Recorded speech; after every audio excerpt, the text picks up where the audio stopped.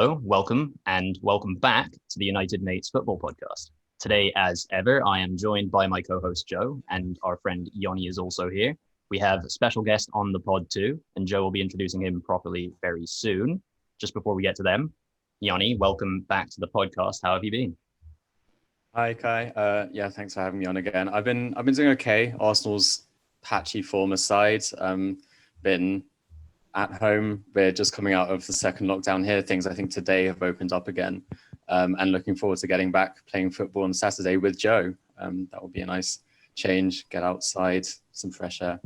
But good to be back. Yeah. You mentioned Arsenal's patchy form. I can see myself obviously in the video we're doing. I'm like in honor of that sporting quite a patchy beard to represent, but it hasn't been too fun to watch, has it, Yoni? But I'm sure we'll get into a bit more of the Arsenal chat soon. Joe, my co-host, like I said, as ever, we are the United Mates. How are you doing? Yeah, I'm very good, Kai. Obviously Spurs are top of the league, which is nice. It's not a nice change. Often that doesn't happen too often. Hope it remains for a while. But like Yoni said, happy about the end of the second lockdown in the UK. Looking forward to playing some football with Yoni on the weekend. So yeah, it's all exciting. And there's a football match happening on Sunday too, which I'm quite excited about as well. But that aside, it brings me great pleasure to introduce our guest for today. Frankie Hobbs is the Global Director of Campaigns at the GOAT Agency, which is one of the leading companies in the world for influencer marketing. And for those who are in the marketing world or follow its movements, you might have already seen Frankie in one of GOAT's daily vlogs that they used to do. Sadly, it stopped, but I was always a big fan of those. But, however, what you might not know about Frankie is, much like Keitel and Yoni, he's an avid Arsenal fan. So that's a shame, but it happens. But Frankie, thanks for joining us. How are you? I'm great. Thanks for having me on. I think when you said there's a football match this weekend, I think it's the first time I'm probably speak for everyone when it's the first time I'm actually not looking forward to the North London derby whatsoever. And I'm ashamed to say I'm a little bit fearful, to be honest. But other than that, all good. As you say, lockdown's ending. A bit jealous of the football you guys are playing. Both Spurs and you guys having a kick around. But yeah, no, all good. Looking forward to the show, and thanks for having me on, guys. Oh no, thank you for being here. We're looking forward to it too. But before we get into more of the football chat, we have an icebreaker, which we always start our episodes with. So I don't know if you remember a week or so ago, but at the end of the Arsenal Leeds game, Tierney got into a bit of a exchange fight, whatever you want to call it, with Alioski at full time, which was quite funny to see, to be honest. But what I want to know is, if you found yourself in a fight, which footballer would you want to be backing you up, and why? That's a great question. To be honest, I think now this is probably quite rogue actually, but someone like Bruno Alves, I feel like he's probably got my back. Sort of wears his heart on his sleeve. I'm trying to think of a more relevant, maybe Arsenal example. Martin Kieran potentially like that. I'm just thinking he had his teams back in the Battle of Old Trafford, so maybe Martin Kieran would be a good one. Nice, yeah, Martin Kieran. I'm sure he'd be some good backup. I'm thinking I'd probably have to go for someone like Musa Sissoko at Spurs, to be honest. I reckon he'd be great backup, and you don't really want to mess with Musa, so I'll choose him. But Yoni, who's your guy in this situation? Well, I was actually going to say Martin Kieran as well, but I had a backup in case the situation arose. And it's actually a former Spurs player, which doesn't give me much pleasure to say. But I think I'd want someone like Fernando Llorente for a couple of reasons. One of those piercing blue eyes, I think that could sort of scare off any potential attacker. And also just being kind of quite a generic example of masculine beauty. I think that would like intimidate whoever was trying to cause trouble. So yeah, very different though, Martin Kieran and Fernando Llorente. You couldn't really get more polar opposites there. Yeah, very different. Although I'd be worried that he wouldn't want to damage his face, given that, that's a big asset he's got there. But no, good choice. But Keitel, what about you? Who's backing you up in a fight? If I needed a player to back me up in an actual fight, it couldn't look further than Kolasinac.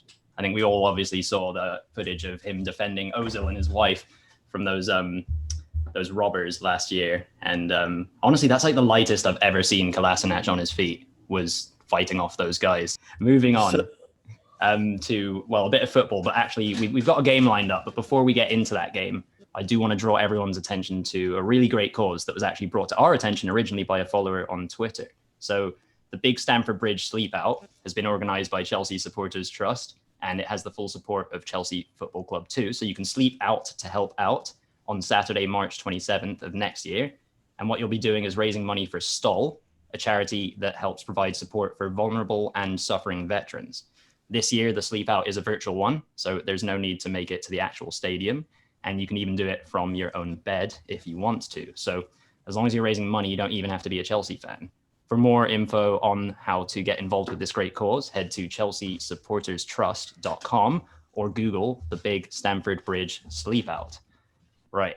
I mentioned a game just before all that, and it is time for Haway Which Lads. So I've got a couple of fixtures from the past, and for each one of those, you are going to be trying to name one of the team's starting 11s from that day. So the first match took place at the Emirates Stadium on the 1st of November, 2011, when Arsenal played out a 0-0 stalemate with Marseille in the Champions League group stages. So I'm looking for Arsenal's starting lineup from that day. If you're listening, play along. But yeah, go for it, guys. I've got clues if you need them. Okay. If we didn't score, then I'd say Van Persie probably didn't play. This was, I believe, possibly during an injury spell of Van Persie's. So yeah, we definitely had alternative forwards on the pitch. So in goal, Szczesny, I imagine. Yep, Szczesny's in goal. Sanya at right back. No. It's a right back who became a bit of a cult legend at Arsenal, but he was never. Eboué. No, although we have quite a few cult icon right backs. That's kind of our banter position. Oh, Carl Jenkinson. Yeah, Carl Jenkinson, who Arsblog always refers to the fact that Carl Jenkinson's dad did the backup singing on Total Eclipse of the Heart. And I Googled it the other day, and I'm pretty sure that's a lie. But anyway, it kind of adds to the... Yeah, no, it is. Yeah. It is. But it was a rumor, which Arsblog still, I think, wants people to believe. I think someone might even have asked Jenkinson in an interview about it. And he just had to be like, that's... Yeah, no. He just laughed at them. He was like, what? What are you talking about? Koscielny. Koscielny is also not playing. Yeah. Wow. Johan Giroud probably would have played at that time. No, the centre backs are pretty solid. Both of them, obviously, not many. Go on, sorry. I don't think Arsenal have had solid centre backs since I've been born. Right? Mertesacker must be playing in this. Yeah, he is. But he wasn't the captain. And, the other centre back was the captain, surprisingly. Thomas Vermaelen? Yes, there you go. So you got the keeper, and you've also got 3 out the back 4. You don't have to finish the defence, but... Should we just finish it for fun and go with Kieran Gibbs? If he was there, you would have finished it, but this is another left back. Also, another bit of a cult player. Andre Santos. Yeah. Absolutely, Andre Santos. Yeah. All right, moving on to the midfield or the attack. So he probably played some sort of midfield of Jack Wilshere's probably having injuries at this point. Maybe Aaron Ramsey. Yeah, Ramsey's in there.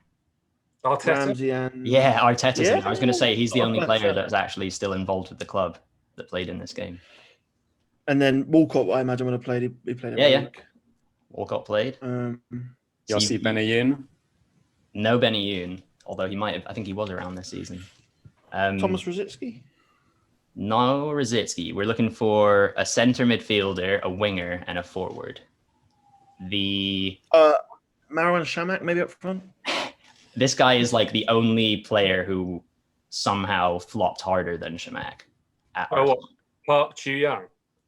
Park Chu-young started this game. I remember being at the stadium. He started this game. He started a Champions League proper match. I think he scored one goal for us against Bolton in a League Cup game or something like that. Yeah, I remember the goal really vividly. It was played down the middle, and he kind of opened his body up it was like an Henry-esque finish. Yeah. I think we all bought in. Otherwise, the winger and a centre midfielder. Trevino? Yeah, that's the winger. And then the centre midfielders from the same continent. Alex Song. Yeah, there you go. There we go. So I do have one more for you, and kind of Arsenal's team's obviously changed a fair amount over the last couple decades, but we're going to make it a little more difficult for you guys. So on the 9th of January 2007, Arsenal infamously beat Liverpool 6-3 at Anfield in the Carling Cup. Julio the Beast Baptista scored 4 goals for the Gunners that day. But can you lot name the Liverpool starting 11 from that day? Oh my God. Wow. I've got lots of clues for you guys, so don't worry. I remember who scored one of the goals, weirdly. Robbie Fowler. Yeah, he was starting, and this would have been his second spell at Liverpool when they re-signed him. Yeah, he was quite old at this point. Yeah. Dudek was in goal for this. Yeah, Jersey Dudek in goal. And I think another Liverpool scorer was Sami Hyypiä. Yeah, he was. So you got centre back, and you've got the keeper, and you've got a striker. Was one of the really rogue ones Paoletta? Paletta, yes, Paletta. Yeah, it was. He went on to have does have quite a good career. So he's played for AC Milan, and what's weird is that he was Argentine when he played for Liverpool, but he's since played for Italy a couple times because I guess he spent that much time playing in Italy. So you got the 2 centre backs. The right back is the most obscure player in this team. He recently played for Cardiff for quite a long time. Technically, he plays for West Brom right now, but I don't think he's ever played for them. Oh, I know it. I feel ashamed that I know it, that I do know it. It's Lee Peltier. Yeah, it is Lee Peltier. that is incredible knowledge. The left back was decent for a minute, and I think Liverpool might have been the club that he sort of began his career with. Didn't really make it into the first team properly ever, but was quite good for a couple of other teams. Is it Jack Robinson? No, although I rate Jack Robinson as a left back. I think maybe like Aurelio or... Well, Aurelio was playing in midfield, so you've got another. Oh, wow. But this guy, he played English. He played also for Gonja. So he didn't play for Villa and Blackburn, did he? It is the player you're thinking of, yeah. Stephen Warnock. Oh. Yeah, well in. Stephen Warnock. So now another forward, a winger, and a couple... Ryan Barble, maybe? No Barble. They had... This was probably an early signing relatively early in the Benitez era, a South American winger. Oh, Mark Gonzalez. Yeah, Mark Gonzalez, who had such a cool name, and he was from Chile, and it was quite exciting, but he wasn't that good. No, he was incredibly quick as well, and meant to be very good. So I think Steven Gerrard also scored, but I don't know if he started. I've got it in there, but I think that I might have made a mistake with that. So I'm going to double check. But the other centre midfielder... It's Sebastian Leto. Oh, no, but that's a cool one. No, this maybe like Momo Sissoko? English. English, yeah. He was, again, I think like a Liverpool Academy product. Oh, what, Jay Spearing? No. Jermaine Pennant wasn't involved, was he? No Pennant. Yeah, he played for Newcastle as well. Oh, Danny Guthrie? Yeah. Guthrie.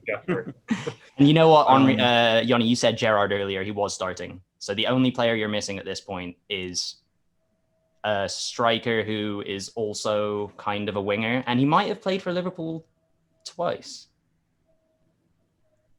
Craig Bellamy? Yeah, you done it. Well in. I forgot about his second spell at Liverpool, but I just remembered right then. But yeah, you guys have done it. You've completed the starting 11s. Well done. Nice. I thought you were about to make us name the bench there. Yeah, that's all we're going to do. Just name obscure Liverpool. That's the entire episode. Yeah. Well, now we do have some questions for Frankie, actually. And as I mentioned earlier, Frankie works at the influencer marketing agency GOAT. And they actually, amongst other areas, have a strong presence within football. And from the way I can see it, within football, there appears to be 2 types of influencers that I can see. So the first being the players themselves. Look at people like Rashford and Bellerin using their platforms.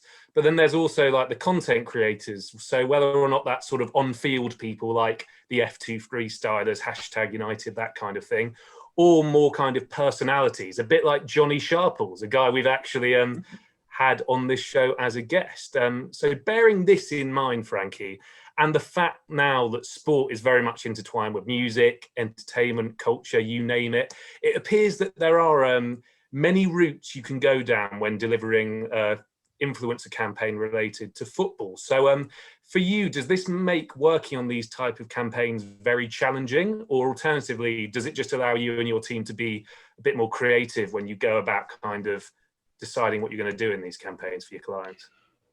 Yeah, look, I think the modern era of sports stars becoming these huge personalities and almost becoming their own brands. Whilst some people do see it as a little bit, they see a negative side of it. I actually think it's really positive. And as you say, like people like Bellerin and particularly Marcus Rashford, it's hard. I know it's very obvious and talked about a lot, but just highlighting the work he does and the how he's kind of redefined what the modern day footballer is.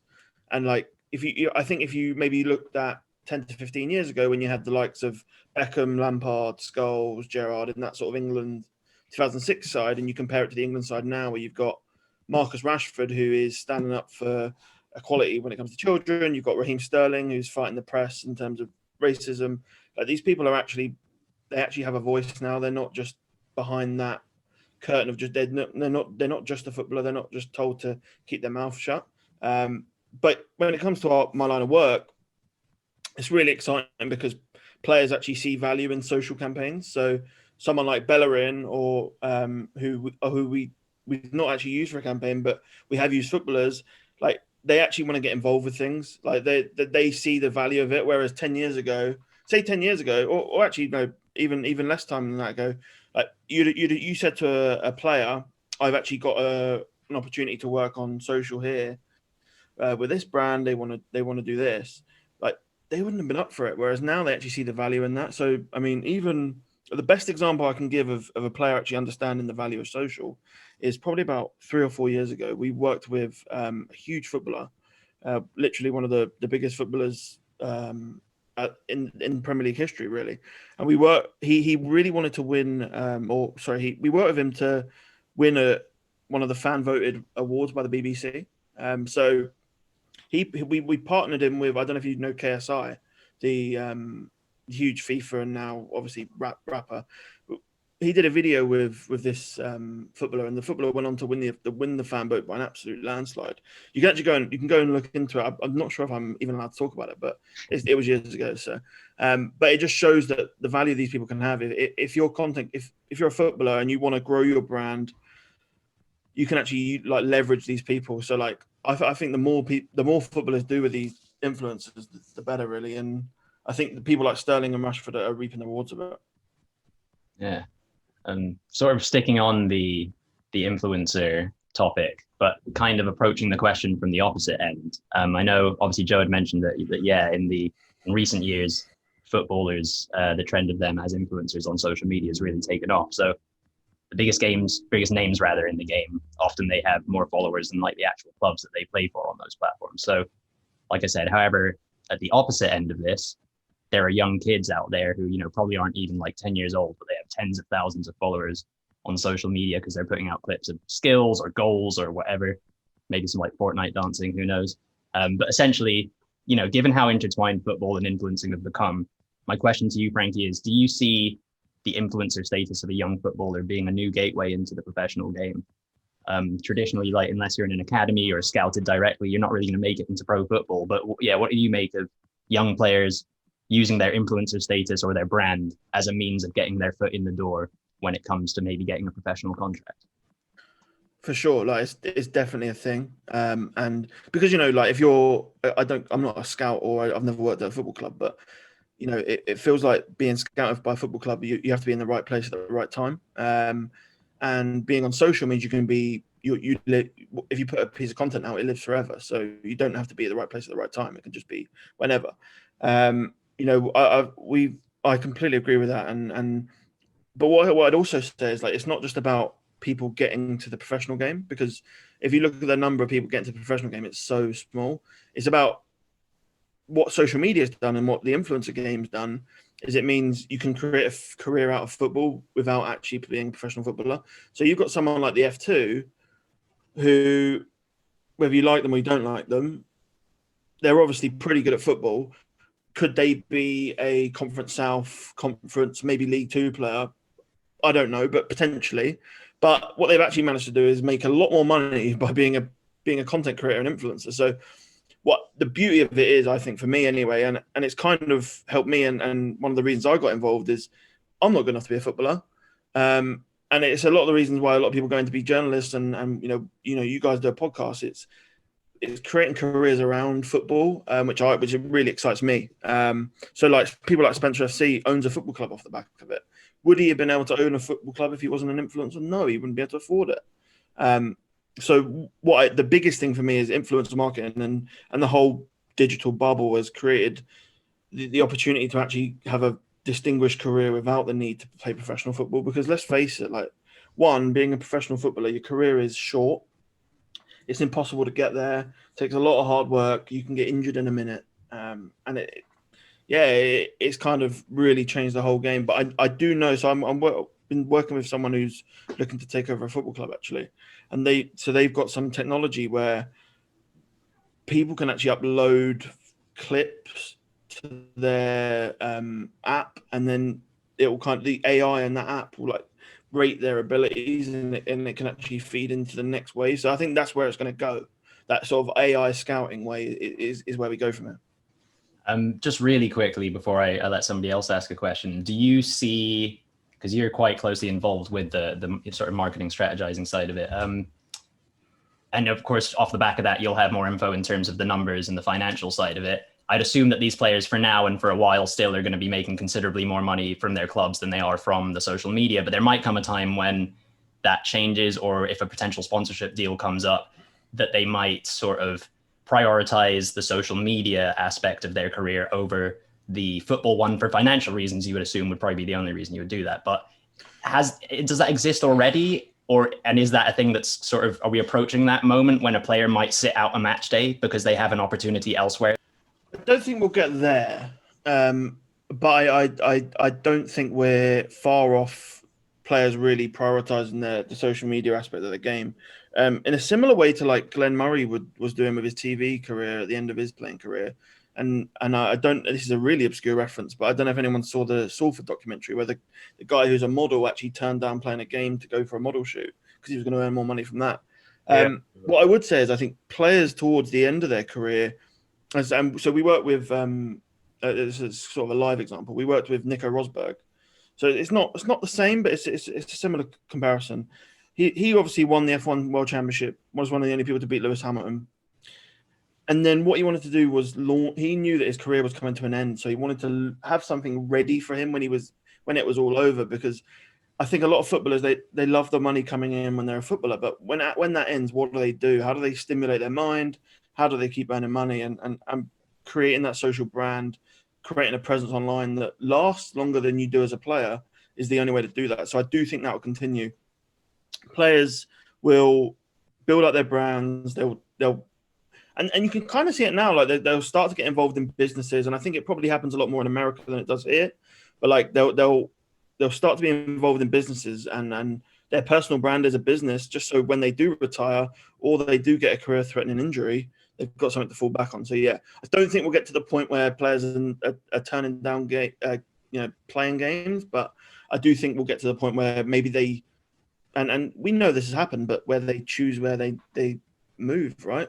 I'm sure one of the reasons players go to play for LA Galaxy or, New York City is because of the opportunities that come from there. And I guess digital was just another development of that. Yeah, and obviously, as you say, sort of future-proofing is an important part, especially with such a short career, and especially when, although they earn a very good living, a lot of footballers won't necessarily earn enough to never work again in their lives.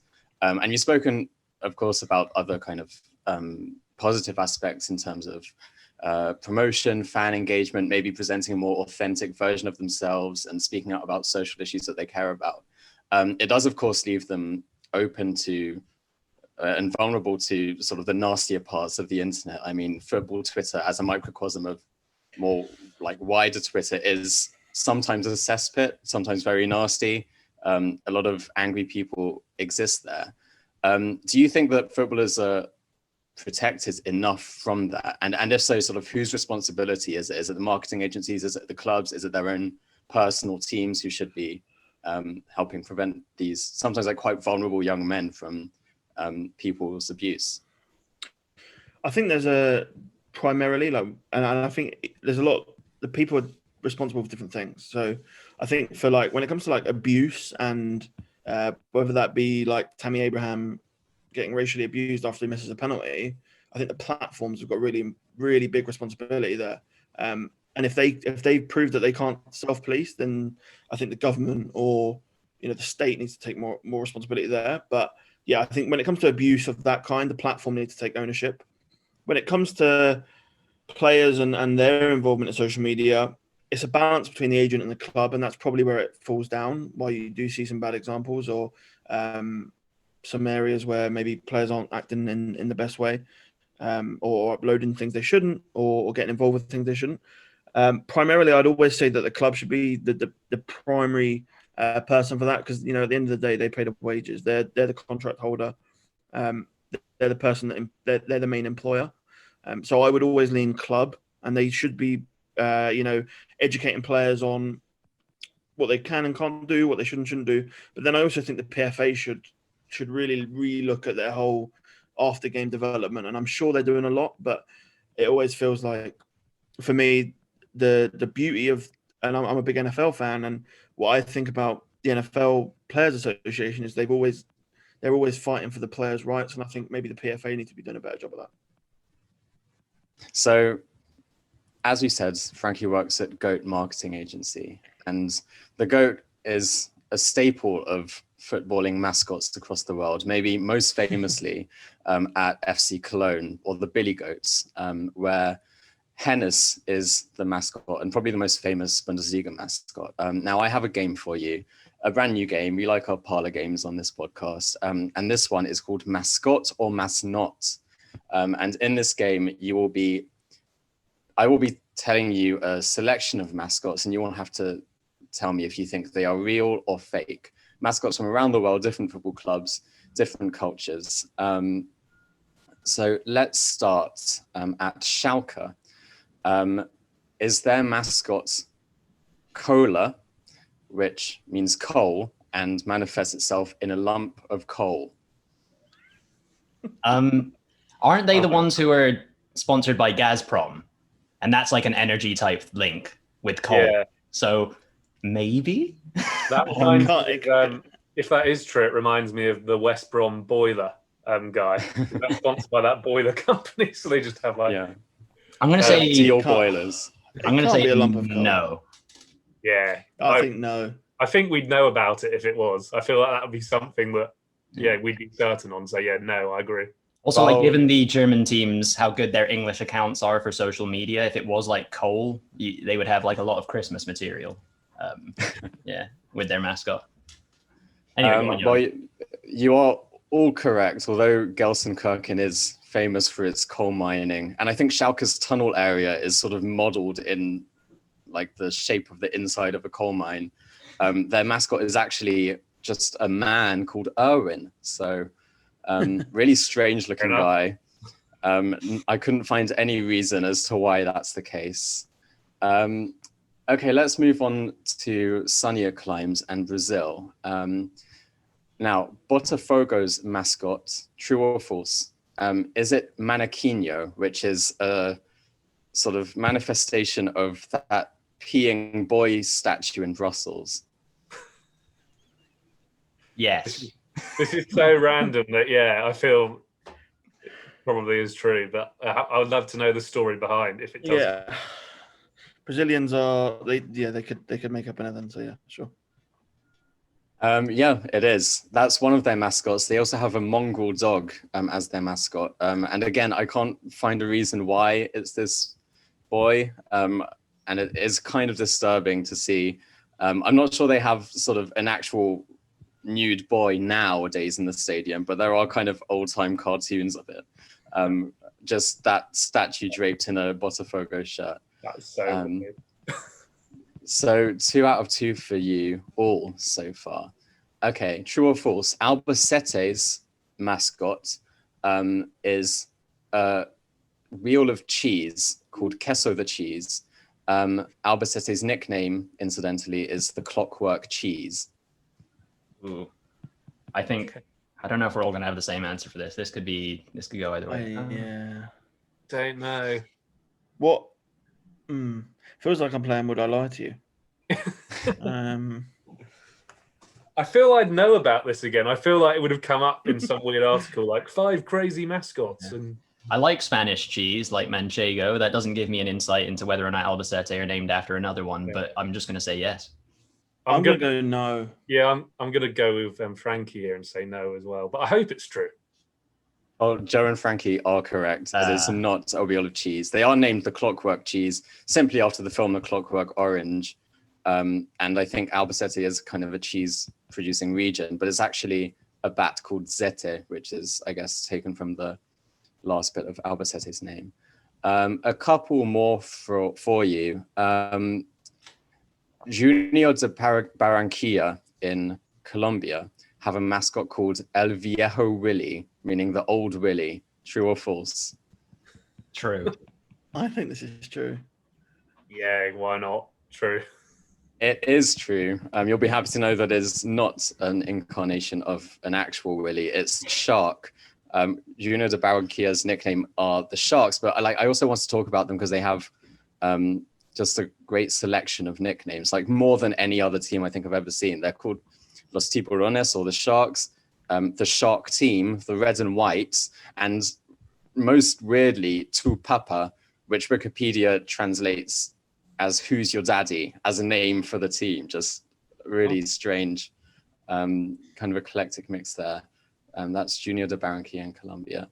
Right, Atletico Zacatepec, also known as the sugarcane growers, have a mascot who is just a sugarcane farmer. Like a real life one. Yeah, it's like like he is a sugarcane farmer, owns a kind of plantation, and comes every weekend for the game.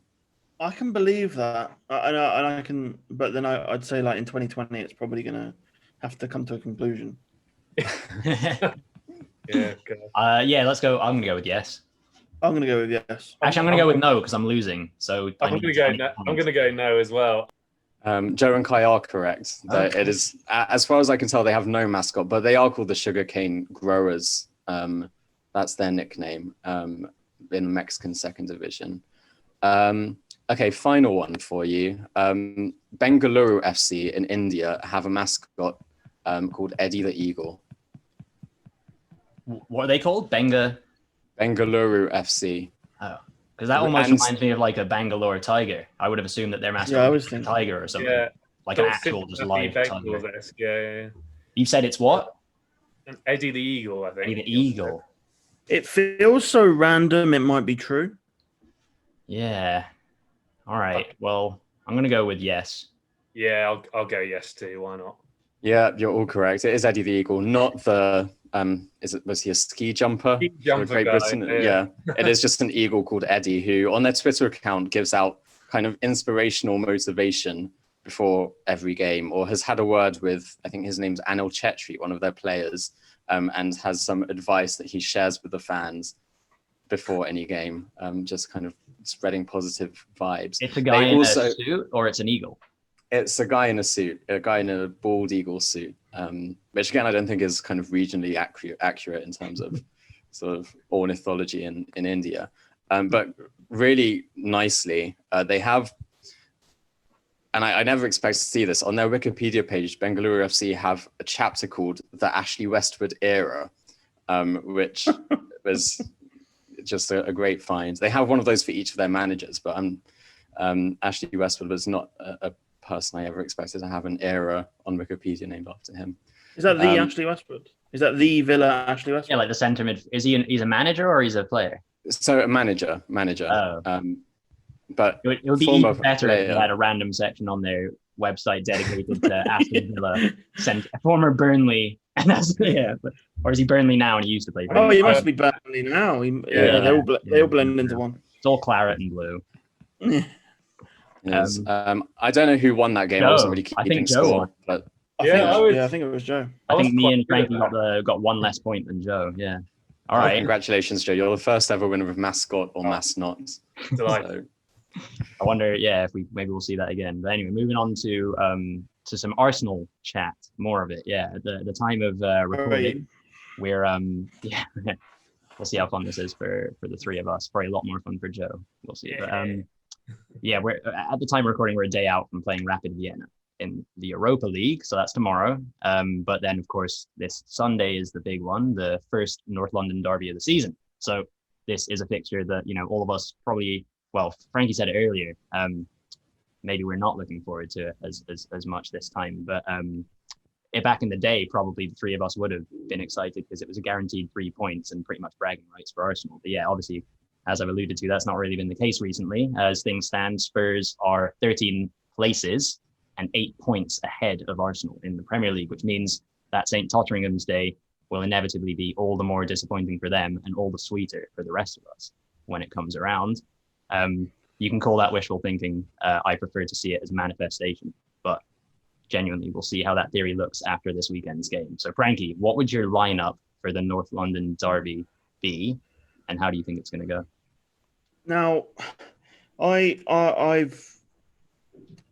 in recent weeks, I think a lot of Arsenal fans are guilty of thinking that playing a certain player or playing a certain formation means that everything's going to change. And I think it's obvious to me, at least, that there are big problems at Arsenal, and it's not solved by a single player or a single formation change. It requires a structural change and a way of thinking.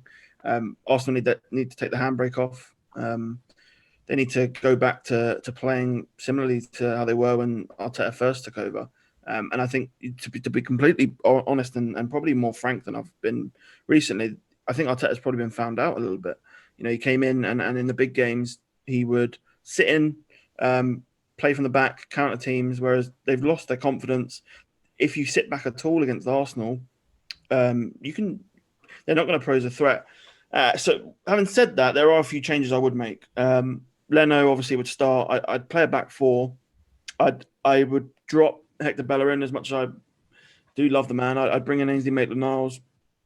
I would play Gabriel and probably David Luiz, although I'd love to see William Saliba. It's just never going to happen.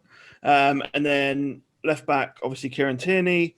Then in midfield, I'd probably look to play. I know it looks like Partey's going to miss the game, but so if you dealt with that, I'd probably play Xhaka, Joe Willock in midfield in a deeper role. I think we could do with his energy around there when they're, you know, they've got a brilliant midfield, as much as it hurts me to say. So get Joe Willock's energy in there with Xhaka, and then probably Danny Ceballos as a man who does he knows what it takes to play in a derby. He does have good enough feet to play in that sort of level of game, but I've still got reservations about him. But I think with what Arsenal have got, he's probably the best there. So sort of a 4-3-3 with Xhaka, Ceballos, and Joe Willock. Then up front, Pepe's obviously suspended, so you've got a big decision to make. It's not the old riches of strike force we used to have. So I mean, and again, I'm not looking to play Mesut Ozil. I think it's a conversation that I think you guys have probably had 100 times, and don't really want to open Pandora's box. So I'm going to leave Mesut Ozil out, and especially in an away game, you can't deal with that. So looking to play Aubameyang probably from the left, to be honest, as much as it pains me to say. I'd go with Lacazette's experience. I'd drop Willian and probably play Reece Nelson. I think he probably deserves it. Of Arsenal's torrid spell, Reece Nelson actually looks like the player that's covering himself in a little bit of glory. So I guess before I get on to more of your sort of predictions about how it's going to go, off the top of my head, some names that are standing out as players that you sort of decided to leave out, for instance, would be Willian, which makes a lot of sense. Although, did you said Nelson you'd put in ahead of him. I guess the other one would be Saka on the left. Saka's an interesting one. He probably is, when he plays, our best player. I'm worried about his foot, and I'm worried about overplaying him. I know this is a huge game, but I think at least at the start we need to be disciplined, sit in. I think the biggest problem with Spurs, and as much as I think they've been good, I do think teams are really being very stupid against them.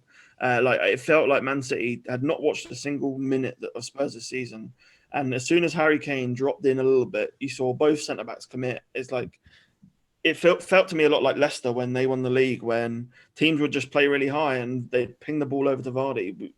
Just don't do that. So we need to sit in, and I'd get Joe Willock, Ceballos, and Xhaka's energy in there, and then probably look to Saka as the game changer off the bench. Yeah, I'm into it. And then if he's going to be the game changer off the bench, we're sort of, I guess, getting ahead of ourselves, maybe assuming that it's going to be a tight game. How's it going to go? I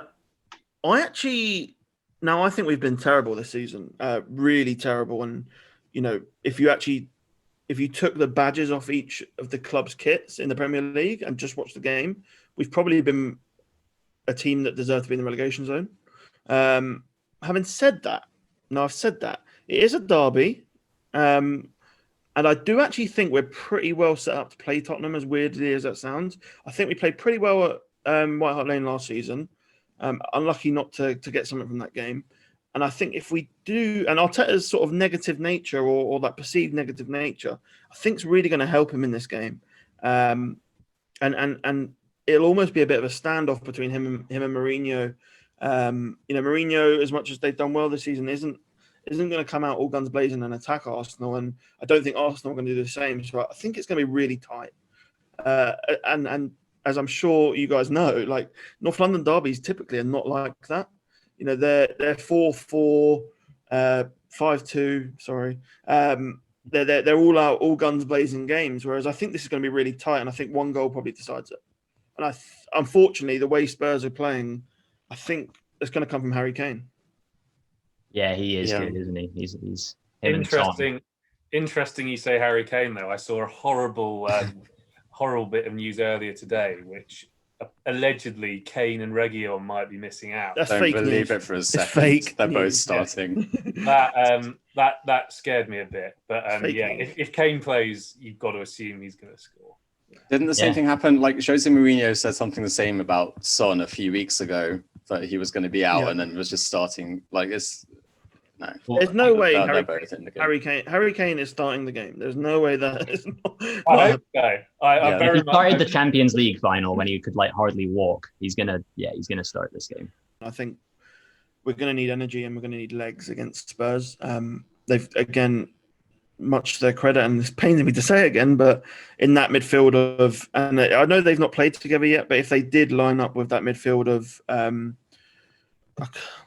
Højbjerg, Chelsea and Ndombele, that's probably one of the best midfields in the Premier League. So you're going to need legs in there and you're going to need energy. Hopefully Saliba, I'm not sure if he's in the squad or if he's young enough where he doesn't need to be in the squad, but I'd love to see him in the Europa League tomorrow. Yeah, it'll be nice when we finally get to see him in the first team. Well, hopefully it will be nice. He can't be worse than what we've got, right? He definitely can't be worse than a concussed David Luiz. Exactly. Yeah, I do like your call for Reece Nelson, though. I think he's done more than enough in his kind of cameos off the bench and in the Europa League to earn a start in the Premier League now. Definitely more than the likes of Willian have shown.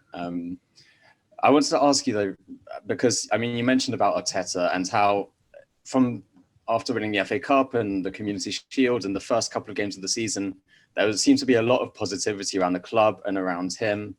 And I think with good reason. I mean, he's a new manager who was able to negotiate a very difficult situation with the pandemic and win a trophy within months of his first gig, basically. And a lot of that seems to have dissipated in the light of recent results, even though you've got that United game sandwiched in between, which again seemed like a kind of beacon of hope. How has your personal perception of Arteta changed? And it seems like a lot of Arsenal fans, at least on my Twitter timeline, are kind of starting to give up hope. To me, that feels a bit premature. How do you feel about that? It's tricky, right? I think what it's probably done, it's managed my expectations on him. I think when he first came in, probably not really when he first came in actually, because it wasn't all guns blazing when he first came in. There was a little bit of a struggle, but then towards the end of the season, obviously won the FA Cup, as you said. Community Shield was brilliant. Opening day at Fulham, I was like, right, we're in business here. I think we probably overrated him a little bit. but he's a rookie manager. This is his first job. I think it's, he was always going to. There's always a potential where he was going to find something really challenging at first, and I think for me, and the managers that bounce back after a really tough period are the managers that are going to be really successful, and I hope Arteta's one of those. Like, there's no getting away from the fact this is a really, really tough stretch for Arsenal. It's probably one of the worst runs of form we've ever had as a club in the last 25 years. Having said that, I still believe in the man. Like, you don't come up under Pep Guardiola. You don't get highly talked about by a lot of football players, and you don't come with the gravitas that he does, and simply become a bad coach overnight. Look, I think Arsenal aren't creating enough. They're probably a little bit gun shy. Maybe he's overcoaching them. I think that can turn around. A few bits of good fortune, a big result, maybe a big result on Sunday, suddenly. And then the club back him in January. Maybe that just starts to turn around. I think the mistake he made was in the summer, and I guess pandemic didn't help with this, but in the summer he relied on players that he thought he could turn and change them from being uncoachable to coachable. So people like Mustafi, Luiz, Xhaka even, and he probably thought he could actually turn them around long term. Whereas whilst they maybe did enough for him when he first came in, we know they're not good enough players. Like, as much as I've stood up for Granit Xhaka over the years, he's not good enough. Shotdown Mustafi maybe played well towards the end of last season.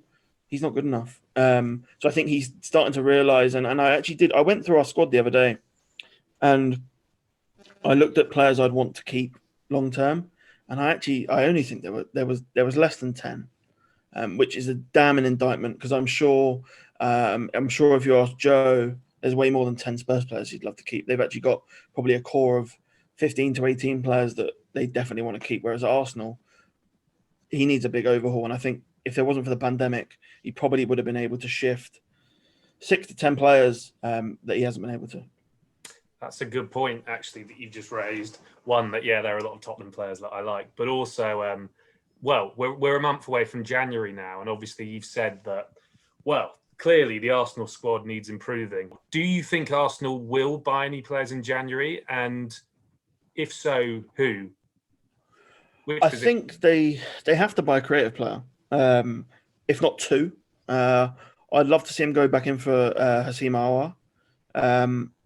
Do I think that's achievable? Potentially. I know he's been left out of a few squads, and he's had a bit of a bust up over in Lyon. And then obviously, I'm not even going to try and pronounce his name because I've only read it on Twitter.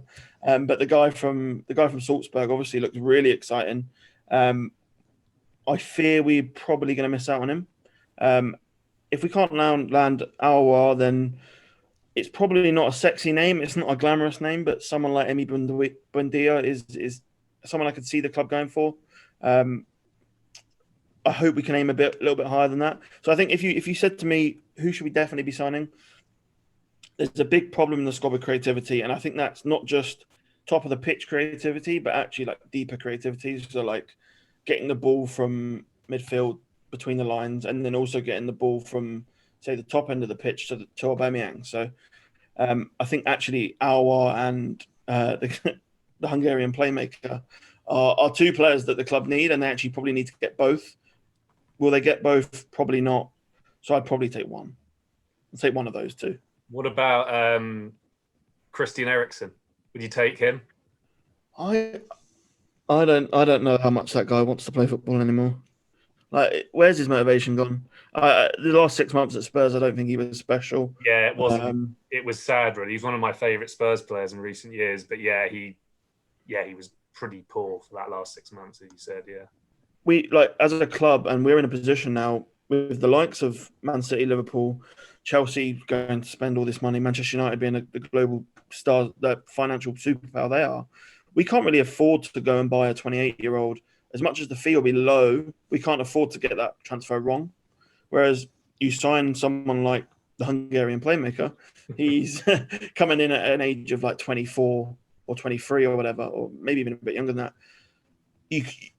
It's not so much for me, it's not so much the transfer fee, it's the wages and the sell-on fee. Like we can't afford to get it wrong. We got it wrong so many times. You look back at that summer transfer window where we bought the likes of Lucas Perez, and as much as I love the player, like Thomas Partey, 27 years old, this transfer has to work. There's no way this transfer cannot be anything other than a smash hit. So I'm a little bit worried that the club are thinking a bit too short term with their signings, and I hope that they go for someone a bit younger. So yeah, Eriksen is not. I want players that are on the way up, not on the way down, basically. Does Socrates still play for us?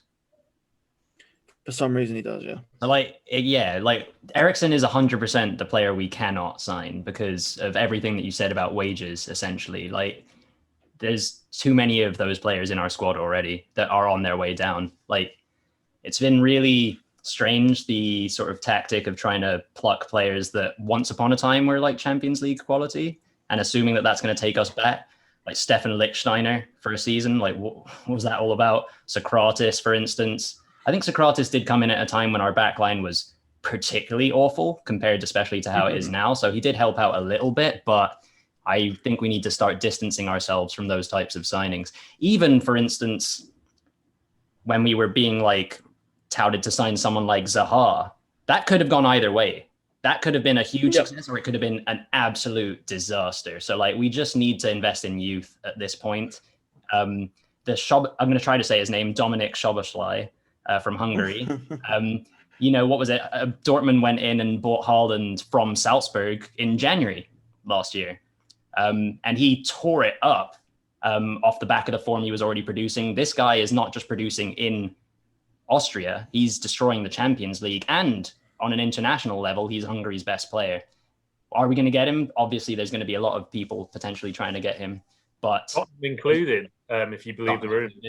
Yeah, well, I mean, you've still got Dele Alli on your book. So, for instance, honestly, like that, for instance, if we could get Dele Alli, like that would be a player that he's been on board, but his window for potential, they still got room for growth, and he's definitely can't be any worse than he has for the last. I didn't see this coming, but there we go. Keitel wants Dele at the Emirates. I'll take Dele. He'd be good for the Instagram sort of stories. I think the problem was Arsenal, and they probably still did it this summer. Like they were looking for a quick fix back into the Champions League. Like, they were looking for that short term, like Willian, he's going to get us back into the Champions League. Whereas actually, to get back into the Champions League on a sustainable basis, you need to go and sign young players that grow, as you say. So you need to go and buy. And as much as it's not worked, and I wish it worked, Pepe was the right sort of signing. And that I worry that because of the outcome, people don't. The board are not going to trust the process. But I think the process was actually right. Yeah, I mean, at the end of the day, when you can beat Napoli, who are a Champions League team, and consistently so, we're pretty much our opposition to get Pepe, and he wanted to come to us ahead of them. And, they would have gladly had him, like we were saying. So the talent's there. And honestly, like statistically speaking, he's backed that up as well, Pepe. It's just been maybe sort of that style of play similar to Ozil, where it doesn't necessarily look like he's giving 100%. But in terms of sheer talent, and somebody else was saying it the other day as well, players that make you excited and get you on the edge of your seat, we don't have anybody except for Pepe in that regard at this point, basically. So like football, is a results game, and we're not invested in the same way that the club is, but it's also the reason we started watching it was for entertainment. So I just think from a fan's point of view, listen, we're not going to win the Premier League. We're probably not even going to come fourth in the Premier League. So why not try to not even get top half, Kai? Well, exactly. I was going to say, so why not at least try to up the resale value of a massive investment? That's like like I said, at least you're going to be doing that. So why not? And he's young. That's how Liverpool built their team, right? They sold Coutinho for 150 million, and they sold Sterling for 50 million. I know it's obviously looked good now, but and we did it like we played Iwobi. He probably played 40 Premier League appearances, and he's worth 45 million or 40 million. I completely agree. Like it's about like people. I want to see Emile Smith-Rowe play more games. I want to see Balogun play more games. Time he plays, he's brilliant. I just want to see these young players play. And if they're good enough, great. You've got a really good young asset. If not, someone in the Premier League is going to pay good money for them. Yeah. Like we already know all of Xhaka's limitations and flaws. We might as well find out some shortcomings of these other guys so that we know if they're ready or not. Because we know, like we've all said, that Xhaka's he's not the answer. Not to pick on him, there's other guys in the squad, but yeah, clearly youth is the answer. Even at Spurs, you got Winks was someone that you're able to introduce into the side. Eventually, he replaced someone like a Dembele. Did you get a transfer fee for Dembele? I can't remember. Did you get a lot more wages off the book and still have a player that can come in and do a job for Spurs? Yes. Do we have that player to step into Xhaka's role at this point? Not necessarily. I think Harry Winks would be very flattered there about you replacing in comparison to Dembele. Yeah, but no, I see your point. And yeah, look, as it stands, I'm in a lucky position for the first time in my life where Arsenal are pretty terrible, which is now, it might not last. And we're top of the league, we're doing well. So from my perspective, long may it last. I know it won't, but I'm just going to enjoy this period, at least the remaining days until the North London derby, where it could all change again. But I think that is probably a good place to end today's show. So as always, a big thank you to my co-host Keitel, and then of course to our great pal and regular contributor as well to the podcast, Yoni. And then finally, a massive thank you to our brilliant guest, Frankie Hobbs. Frankie, thanks for coming on and hope you enjoyed yourself. I did. You know what? I've not done a podcast in a while. It was very enjoyable. I particularly enjoyed the quizzes. I'm actually a big pub quizzer, and actually take part in a football pub quiz as well. So very, very enjoyable. Nice. Oh no, well we're glad you enjoyed that. And if our listeners enjoyed listening to you, Frankie, where can they follow you? How can they follow you, and what can they expect to see?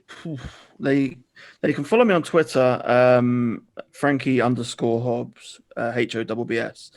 Now, I would say I probably don't tweet as much as I used to. I can only really tweet about around the games now, but I don't know. You can expect to see me moaning at Xhaka. You can expect to see me moaning at players. But to be honest, in the last year, I think I find myself just trying to encourage the team, and trying to actually not take it too seriously anymore. When we played Manchester United away, everyone was moaning at the lineup. I just said, let's just calm down and enjoy the game, and we went and won. So hopefully some calm thoughts on Arsenal. Calm thoughts on Arsenal. I'm sure people will be enjoying it, or like you, feeling the pain together, all the Arsenal fans. But for anyone listening to the podcast, and if you want to follow the United Mates, you can follow us on Instagram, Twitter, and Facebook at United Mates FP. And then you can also subscribe to us on YouTube. That's the United Mates Football Podcast. That is it tonight. Thank you very much, and goodbye.